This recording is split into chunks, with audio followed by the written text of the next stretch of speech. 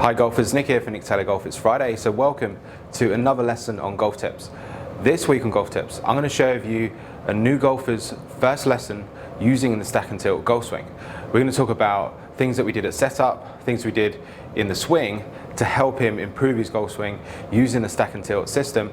I'm also going to share with you a drill to help this golfer and you guys out there play better golf. Before we analyse that golfer's swing, I wanted to first of all get an understanding of his perception of what you should try and do when he hits the golf ball. And this is something that a lot of people aren't informed or don't understand, and that's the point of where the club hits the ground. We call this low point. So the low point of the swing should be in front of the golf ball. That's going to help you compress it, it's going to help you control your distance and basically hit better golf shots. So this golfer, first of all, knew he had to hit the ground, but he wasn't quite sure until he thought about it. Then he kind of understood that the club hits in front of the golf ball. So what we did, we tested this theory. So on the mat here, I've got this red bit of tape here, just behind where the golf ball would be. And I set him up on the grid here with his feet, placed the club where the ball would go. And then we just made some swings and we just watched where the club hit the ground. So the aim is to hit in front of the golf ball. So on the mat here we have the ball position, and then we have the swing center, which is the left shoulder, and that's roughly where the club should hit the ground. So the club should hit in front of the ball, somewhere between the ball and the left shoulder. So after doing some practice swings, we could clearly see that his low point was behind. So once he understood that, then we could really analyze his swing, and hopefully he has more of an understanding of what he's actually trying to look at in his golf swing. So let's first of all talk about the setup position, why that's so important. So as I set up here, you can see on the screen here, my feet and my knees are more flared outwards, and you can see how my body weight's more to the left. And we've just been discussing about the low point control and why that's so important. So as I set up here, I have more weight to my left. Now on the screen here, I've got these numbers. So I've got the sway, bend, tilt and turn of the shoulders, and at the bottom there I've got the hip sway and the hip turn. So we're going to be using those as reference points for this golfer's backswing here. So the first point we measure is position 2. So you can see by the time we get to position 2 with this golfer, his head started to move, his body started to sway off the golf ball. So mainly we have red numbers. That means he's not turning enough, he's not tilting his shoulder down enough, he's not extending his spine enough at this point, and that's causing him to sway off the golf ball. This would generally take the hand path more outwards as well if you looked at this from the side view, but I'm just going to concentrate on this view today. By the time we get to the left arm parallel, we call this position 3, and you can see here, again, mainly red numbers, which means he's not really turning or tilting or extending enough in the backswing. The sways there are red. They're so far off the golf ball at this stage, and actually continues to go, and this is one of the biggest mistakes I see, is the golfer being aware of what actually he does in the golf swing until you see it on the video. Now this golfer's had lessons before, he's used a little bit of video, but really until you really get these numbers and really analyze it with a good quality camera, you can really see the differences in the movements of the body here. So you can see the head position, you can see the hip. So all of those numbers are red, which means that he hasn't turned enough, he hasn't extended the spine enough, he's not tilted enough, and he's swayed off the golf ball. And that's going to be the first thing that he's going to struggle to hit the ground in front of the golf ball. Now this golfer, bear in mind, was hitting a lot of fat and thin shots. He hit the odd good shot, but from this position, I'm expecting that. I'm expecting him to hit behind the ball or thin a lot of shots. So you can see with my setup here and into the backswing that my swing's very different. Just looking at the picture here, you can see this is different, right? I can see that I'm going to hit the ground in front of the ball. I can see my shoulders have turned roughly 90 degrees compared to 56. I can see my hips have turned roughly 45 degrees compared to 23. So a lot more turn, a lot more extension, a lot more tilting of the left shoulder as well.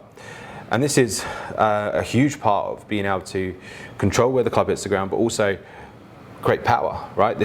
I'm turning around my left side here, and this is helping me turn around my body and create speed and power in the golf swing with precision. This golfer's trying to create speed by moving off the golf ball, and we see this way too much. And being able to understand how you move is such a key part in the backswing to help you swing faster, control that low point, and the swing direction of that golf club. So now the golfer knows what he's seen his swing now, so we can see that with his feet were very square. He didn't really have his weight anywhere towards the front. He said he felt it was more 50-50, if anything slightly more on his right side. And then in the backswing, his thought was to kind of move his weight to the right. And we see this a lot, some more than others. but the point is here, the more you do move to the right, the harder it is to turn, the harder it is to create power and control the low point of the golf swing. So we could see the setup position was key to start with. So turning his feet out, turning his knees out, moving the center of his shoulders and his hips more to the left. And then my main instruction there was to, first of all, try and get him to feel his weight differently. So when you're practicing, you can have a bit of tape there. I leave it just behind the club head. So there's plenty of space there to hit in front. And it's a good way to practice. You can actually hit golf balls like this, but certainly this is a good way to practice just watching where the club hits the ground. So once we sort of understood where the club should hit the ground, and he saw my swing and you could see the difference, we got his weight to the left. And then from there, I was holding his head really just to get him the feeling of where his head should be. But really his main thought was to just try and keep his weight to the left. And I think that's enough sometimes. Just when you're taking maybe your first lesson in stack and tilt, I think just understanding the setup with the feet, the weight, and then just making sure you don't shift back in the backswing is probably a good enough start. So let's take a shot here. I've got the tape there just behind the ball. So this would be kind of my normal swing. So weight to the left, hips, center of the shoulders. I'm gonna try and keep it there, push forward. So you can see on the screen there, pretty good shot, just pushed out a little bit to the right.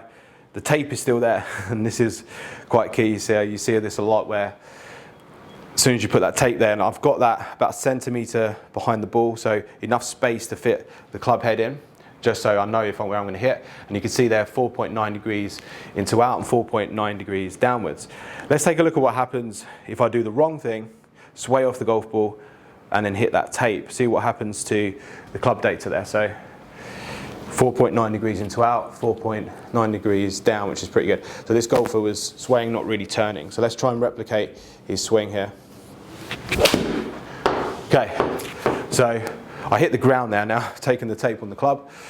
Now, that shot there, I kind of tried to replicate that golfer's swing.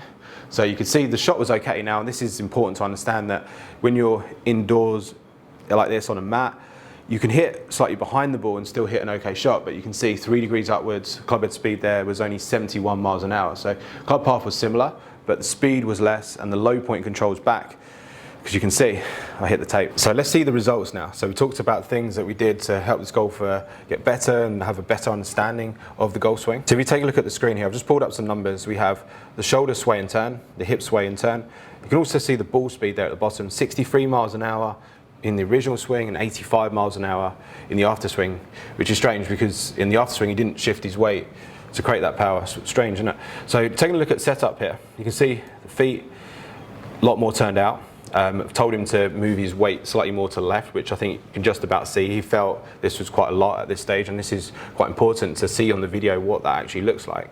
I'd still say you could move it a bit more towards the target so you get the center of the shoulders and the hips more to the left. But let's take a look at the swing here. You can see I'm holding club there on his head position, and before we hit this shot here we did plenty of practice swings, and I think this is so important, being able to get the feel for this without the ball there, because it's much easier to perform the swing and make changes when there's no ball there. So this time though, we had the ball there, and you can see I was holding his head. Let's take a look at the movements here. So first position, again, we're going to measure is position 2. So this is when the shaft is parallel to the ground, and you can see that his body is moving differently. He's keeping his weight to the left. So the sways here are blue, which means he's overdoing that, which I'd rather see you do when you're practicing something, exaggerate it. You can see the shoulder turn is a lot higher as well.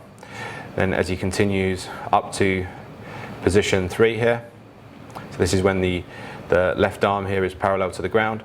We saw this original one on the left. Now we can see the difference here in the turn, so he's definitely turning a lot more, and the sway of the body is much better. So already we can see this golfer is turning, it's going to create more power, but also he's staying more centered, so he's going to control that low point, and he's definitely going to control the swing direction a lot easier as well, which is so important to play good golf.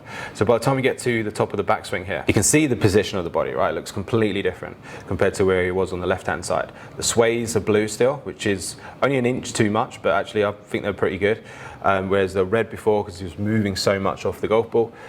And the turns are higher. Now the turns are yellow, which means that they're better, but maybe not quite green, which is where mine would have been, where I was about 90 degrees with my shoulders and 45 with my hips. So already this golfer, he's got more chance. So from here, let's see what happens as we move into the finish. This is interesting to see what happens as we move down, because there's definitely some key checkpoints here. So already at left arm parallel here, he's starting to move his lower body weight more towards the target.